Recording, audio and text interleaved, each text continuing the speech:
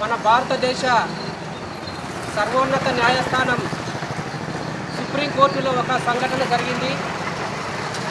అదేంటంటే సుప్రీంకోర్టు ప్రధాన న్యాయమూర్తి బిఆర్ గవాయిపై కిషోర్ అనేటువంటి ఒక లాయర్, రాకేష్ కిషోర్ అనేటువంటి ఒక సుప్రీంకోర్టు లాయరు తన బూటును ప్రజా సంఘాల ఆధ్వర్యంలో ఈ కార్యక్రమాన్ని నిర్వహిస్తున్నాం.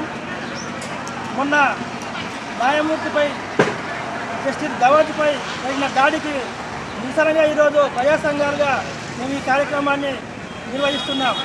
ముఖ్యంగా చెప్పదలుచుకున్నది, ఈరోజు రాజ్యాంగానికి వ్యతిరేకంగా మరి లాయర్ గారు అయినటువంటి కిషోర్ గారు ఏదైతే ఉన్నారో మరి మనువాదానికి మరి కాపాడే విధంగా చట్టంలో లేనిది కూడా మీరు దీనికి సవరించి మీరు తీర్పు చెప్పండి అంటే అక్కడ ఉన్న న్యాయమూర్తి ఇది రాజ్యాంగానికి వ్యతిరేకమైనటువంటి మీరు చేసే మీరు అడిగే ఒక ప్రశ్న కాబట్టి ఇది రాజ్యాంగంలో లేదు కాబట్టి మీరు ఏదైతే ఉందో ఒక కమిటీ ఉంటుంది, పురాణ వస్తువు కాపాడే కమిటీ, ఆ కమిటీ ద్వారానే మీరు అక్కడ మీరు తేల్చుకోవాలి.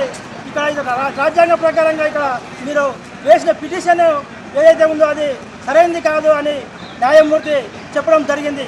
కానీ మనువాదాన్ని మరి ఎక్కించుకున్నటువంటి ఆ కిషోర్ లాయర్ అయినటువంటి కిషోర్ గారు మరి ఆ కోపంతో మరి పుట్టుకోవడం జరిగింది. ఆ దాడి మేము ఈరోజు చెప్తున్నాం, న్యాయమూర్తిపై జరిగిన దాడి ఆ ఒక న్యాయమూర్తికి సంబంధించి ఒక్కటే కాదు, ప్రజాస్వామ్యానికి లౌకికవాదానికి ఇది పెను ప్రమాదం అవుతుందని మేము ఈరోజు చెప్పదలుచుకున్నాం.